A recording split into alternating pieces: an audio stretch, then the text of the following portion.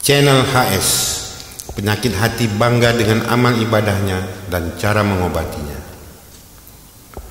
Tuhanku, inilah kehinaanku terlintas di hadapanmu, dan inilah perilakuku yang tidak samar lagi atasmu. Daripadamu aku memohon untuk supaya dapat sampai kepadamu, dan denganmu pula aku mencari petunjuk atasmu. Maka tunjukkanlah aku dengan melalui cahayamu untuk menuju kepadamu, dan tegakkanlah aku dengan kesungguhan beribadah di hadapanmu. Assalamualaikum warahmatullahi wabarakatuh. Semoga jua penonton channel HS yang baik dan berakhlak mulia semakin baik dan semakin mulia akhlaknya, semakin bersih pula hatinya dari berbagai penyakit hati. Dengan harapan selama turun naik napasnya, senantiasa hati tetap mengingat Allah Subhanahu wa Ta'ala dalam segala aktivitas dan perbuatan baiknya. Amin. Dalam isi video kali ini, kita akan paparkan seperti apa itu perilaku orang yang menyimpan penyakit hati bangga dengan amal ibadahnya. Untuk itu, bagi kita sekalian termasuk diri saya sendiri, marilah kita periksa ke dalam diri kita masing-masing. Jika ada penyakit hati ini, segera kita perbaiki. Jangan melihat ke kiri atau ke kanan, dan jangan pula menunjuk orang lain. Seandainya dalam video ini terdapat suatu kesalahan dan kekeliruan, kekurangan ataupun ketidaksempurnaan isinya, saya mohonkan maaf yang sedalam-dalamnya kepada siapa saja yang menyimak dan berkenan mengikuti video ini, meskipun dianggap tidak ada gunanya oleh sebagian yang lain. Namun saya masih berharap semoga kiranya dapat bermanfaat bagi saudara-saudara saya yang berniat untuk berusaha jadi baik atau semakin lebih baik lagi. Amin. Penyakit hati bangga dengan amal ibadahnya. Orang yang disebut dengan berpenyakit hati bangga dengan amal ibadahnya sendiri adalah seseorang yang di dalam hatinya timbul kebanggaan atas dirinya sendiri dengan semua amal ibadah dan perbuatan baik yang dilakukan atau sudah pernah dilakukannya, di mana diri yang bersangkutan merasa dirinya bahwa amal ibadah yang telah dia lakukan itu sudah banyak, karena dianya telah sering mengikuti pengajian di mana-mana, hingga yang jauh sekalipun suka ia ikuti. Seringkali sholat tahajud hampir tiap malam, selalu pegang dan bawa tasbih kemana-mana dan di mana-mana. Keningnya sudah hitam karena merasa banyaknya sujud, telah banyak baca Quran dan sudah ratusan kali khatam. Sering baca Yasin, sudah bolak-balik pergi haji, setiap tahunnya selalu saja umroh, sering puasa ini dan itu. Cukup banyak memberi makan anak-anak yatim piatu, kerap melakukan sedekah, lama dan sering berdiam diri di masjid, dan lain-lain dan sebagainya. Yang tentunya semua yang dilakukannya itu adalah baik dan bagus. Saking getolnya dan sering serta sudah terlalu banyak dia melakukan segala amal ibadah, hingga ada pula yang kemudian menjadikan dirinya teledor dan melalaikan akan perhatian serta tanggung jawabnya sendiri pada anak-anaknya, istri dan ataupun pekerjaannya. Ternyata semua perbuatan baik dan bagus yang dilakukannya tersebut adalah perbuatan yang tidak benar di hadapan Allah. Kenapa semua perbuatan baik yang dilakukan menjadi tidak benar, sementara yang dia lakukan adalah amal ibadah dan semua yang baik-baik saja? Adapun terhadap orang yang melaksanakan cara ibadahnya seperti ini, kemudian dinyatakan Allah tidak benar lalu disebut sebagai penyakit hati, itu adalah karena semua amal ibadah yang dilakukannya telah menyebabkan timbulnya rasa bangga diri dari dalam diri yang bersangkutan, sekaligus merupakan suatu perbuatan yang berlebih-lebihan. Selanjutnya diiringi pula dengan melalaikan perhatian terhadap keluarga serta kewajiban dan tanggung jawabnya. Dalam hal keadaan ini, Abu Hurairah radhiyallahu anhu telah meriwayatkan Rasulullah SAW bersabda, sungguh amal seseorang tidak akan memasukkannya ke dalam surga. Mereka bertanya, tidak pula engkau ya Rasulullah? Beliau menjawab, tidak pula saya, hanya saja Allah meliputiku dengan karunia dan rahmatnya. Karenanya berlakulah benar, beramal sesuai dengan sunnah, dan berlakulah sedang, tidak berlebih-lebihan dalam ibadah dan tidak kendor atau lemah. Sementara dalam Islam ada 5 ketentuan atau aturan atau hukum yang wajib dipatuhi oleh para pemeluk-pemeluknya, yakni haram, makruh, mubah, sunat dan wajib. Di antara dari 5 ketentuan tersebut terdapat problem atau masalah yang tidak jelas tentang masalah halal atau haramnya, hingga cukup banyak pemeluknya yang tergelincir dan terkecoh, sebagaimana sebuah hadis yang artinya, yang halal sudah jelas, yang haram pun sudah jelas, tapi antara haram dan halal itu terdapat hal-hal yang subhat dan samar-samar. Dan barang siapa yang jatuh ke dalam hal yang subhat ini, dikhawatirkan akan jatuh ke dalam hal yang haram. Dengan demikian, kita semua dituntut harus berhati-hati dan memperhatikan serta mentaati segala ketentuan rambu-rambu atas kewajiban dan larangannya tersebut, sebagai petunjuk hidup sekaligus sebagai penentu jalan kehidupan, di mana perjalanan menuju kematian sebagai akhir kehidupan yang diridhoi Allah. Terlalu banyak lika-likunya yang harus kita tempuh, dan ini tidak selamanya lurus serta mulus. Dalam hal itu kita pasti akan mengalami berbagai cobaannya, rintangan maupun godaan yang dapat menggiring kita kepada arah jalan yang salah, agar kita menuju arah jalan yang sesat, dan semua itu datangnya dari setan dan hawa nafsu.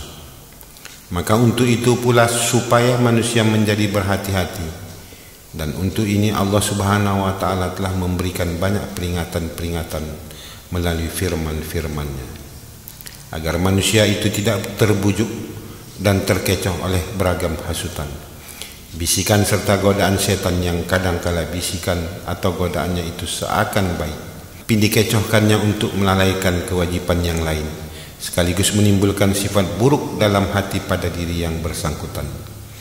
Di antara peringatan tersebut, Allah Subhanahu wa Ta'ala telah berfirman yang artinya, sesungguhnya janji Tuhan adalah hak dan benar. Jangan sampai engkau terbujuk oleh kemilaunya sinar kehidupan duniawi, dan jangan sampai engkau tertipu oleh penipu-penipu, yakni setan dan hawa nafsu. Quran Surat Luqman 33. Dengan demikian, apa yang baik dan benar menurut kita belum tentu baik dan benar menurut Allah, dan apa-apa yang tidak baik dan tidak benar menurut kita belum tentu tidak baik dan tidak benar menurut Allah. Sebagaimana Allah berfirman yang artinya, sesuatu yang tidak mengenakkan bagimu boleh jadi justru itulah yang baik bagimu, dan sesuatu yang engkau senangi boleh jadi justru tidak baik bagimu. Allah Maha mengetahui sedangkan engkau tidak mengetahui. Quran Surat Al-Baqarah 2:16.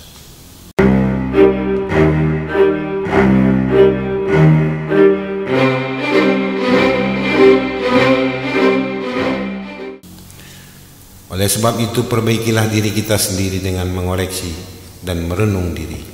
Apakah kita ini sudah mempersiapkan bekal pulang pada terminal akhir untuk menghadap Allah Subhanahu wa Ta'ala?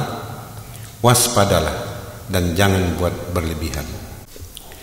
Cara mengobatinya, lazimnya orang yang memiliki sifat penyakit hati bangga dengan amal ibadah ini berkemungkinan kuat telah pula dibarengi dengan penyakit hati lainnya, hingga dia bisa melalaikan dan mengabaikan kepentingan serta kewajiban lain dirinya, yakni antara lain merasa diri lebih dari orang lain, riya, rasa bangga diri, sum'ah, panjang angan-angan atau pemalas. Coba saja kita bayangkan, dalam satu jenis penyakit hati saja yang keluar dari lubuk hati dan perbuatan kita, itu sama artinya kita telah mengotori hati atau ruh yang bersih dan suci, yang dititipkan dahulu itu setitik demi setitik. Belum lagi ditambah oleh penyakit hati yang mengiringinya, maka semakin menjadi hitam dan berkaratlah ia sampai ajal kita menjemput.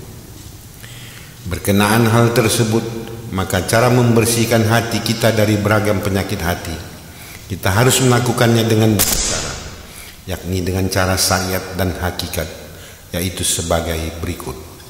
Secara syariat, buang rasa bangga diri atas semua amal ibadah yang sudah banyak Anda lakukan tersebut. Mulai hari ini, diubah dan perbaikilah sifat yang tidak benar menurut Allah itu, untuk berbuat hal yang wajar dan tidak berlebihan dengan niat yang sungguh-sungguh. Allah tidak suka dengan sesuatu yang berlebihan. Oleh karena itu, lawanlah bisikan setan dan tekan nafsu Anda, agar tidak berbangga-bangga atas diri sendiri. Segeralah memperbaiki diri. Jika rajin beribadah, jangan malas dan mengabaikan hal yang lainnya, sehingga kerja Anda hanya ibadah melulu. Dan jangan pernah Anda merasa memiliki kelebihan soal ibadah dari orang lain. Camkanlah, kita tidak tahu kapan kita menutup mata, mungkin besok atau lusa, sementara bekal menuju akhirat belum ada yang dapat kita persiapkan untuk membawa ruh yang suci dan bersih yang dititipkan dahulu, agar ia tetap bersih dan suci di saat mengembalikan ke hadapannya, yang kini sudah hitam, kotor dan berkarat karena beragam penyakit hati kita. Berikut dengan apa-apa perbuatan yang pernah kita lakoni. Oleh karena itu, mulai detik ini hentikan dan rontokkanlah penyakit hati Anda yang bangga dengan amal ibadah Anda sendiri. Berlakulah secara benar dalam beramal atau beribadah sesuai dengan sunnah, dan berlakulah sedang, tidak berlebihan dalam ibadah dan tidak kendor ataupun lemah. Secara hakikat, penyakit hati bangga dengan amal ibadah tersebut telah keliru dan Allah tidak suka. Gantilah agar lebih kuat dengan mengingat Allah di mana tempat dan di mana waktu, secara berkekalan tiada henti. Dan itu jauh lebih baik daripada perbuatan baik dan amal ibadah yang Anda lakukan tanpa hadirnya Allah di dalam hatimu. Jagalah hati Anda dengan selalu berzikir hati atau kolbu setiap saat dan setiap detik seiringan dengan turun naiknya napas Anda. Biasakan serta terapkanlah untuk mentauhidkan Allah di dalam hati Anda terus-menerus. Adapun caranya, Anda bisa menyimak channel HS pada konten video. Lebih utama zikir tanpa tasbih, tanpa suara, atau sholat khusyuk cara lain, atau cara mudah sholat khusyuk bagian 3. Selama Anda menerapkan hal-hal di atas, Anda harus tetap mengiringi dengan berzikir, mengingat Allah dalam hati. Dengan selalu mengingatnya, insya Allah segala penyakit hati Anda tersebut, termasuk penyakit hati yang mengikutinya, secara pelan akan terkikis hilang, dan hati, ruh Anda itu sedikit demi sedikit akan ikut bersih kembali, serta atas izin Allah, dengan mengatur pola makan, olahraga, dan setiap malam sebelum tidur sediakan air putih lebih kurang 1 liter dalam gelas. Begitu bangun tidur, sebelum masuk yang lain ke mulut Anda, langsung diminum air putih tersebut sampai habis dalam 1 tarikan napas. Segala penyakit medis dalam tubuh Anda akan turut berangsur sembuh. Amin. Terima kasih. Semoga kiranya bermanfaat. Insya Allah Anda pasti berhasil jika bersungguh-sungguh. Wassalamualaikum warahmatullahi wabarakatuh.